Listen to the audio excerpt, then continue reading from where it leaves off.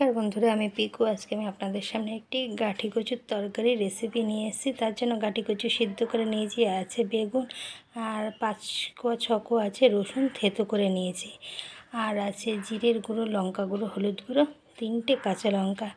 আর বন্ধুরা সকলেই তো গাঠি কচু রান্না করতে জানেন, কিন্তু আমি কিভাবে করি সেটাই আমি আপনাদের সাথে শেয়ার করছি আর কি। আর এখনও আপনারা দেখতে পারেন সারা ইউটিউবে এরকমভাবে গাঠি কচু রান্না আপনারা দেখতে পাবেন না। প্রথমে জিরে, শুকনো লঙ্কা, তেজপাতা ফোড়ন দিয়ে দিলাম, দিয়ে এর মধ্যে আমি বেগুনগুলোকে একটু লাল করে ভেজে নেব একটু নুন হলুদ দিয়ে। আর দেব হচ্ছে একটু ভালো করে ভাজা হবে। তারপরে যে রসুনটার গাঠিটা আছে, থেতো করা রসুনটা আর গাঠিটা অ্যাড করব, একটু হলুদ দিয়ে দিলাম, দিয়ে এখন বেগুনটা দেখুন কত সুন্দর ভাজা হয়েছে। এরপরে আমি সেদ্ধ করা গাঠিটা রসুনটা একই সাথে দিয়ে দিলাম, একটু রসুনটা ভাজা অবধি আমি গাঠিটাকে একটু বেশ ভালো করে আমি ভেজেও নেব আর একটু কষে নেব। আর গাঠিটাতে একটু নুন জলে একটু ভাপ দিয়ে নিয়েছিলাম আমি।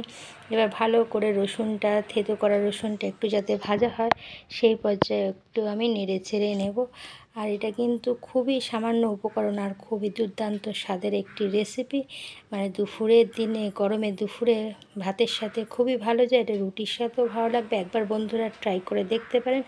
এরপর যে সমস্ত মশলা, যে অল্প উপকরণ ছিল সব মশলাটা একটু জলে ভিজিয়ে আমি অ্যাড করে দিলাম, একদম তেল ছাড়া অবধি বন্ধুরা এটাকে আমি ভালো করে কষে নেব।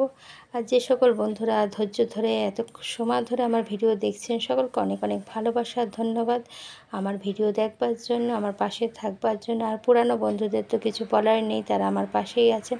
আর নতুন বন্ধুদেরকে অনেক অনেক ভালোবাসা, স্বাগত আমার চ্যানেলে আসবার জন্য।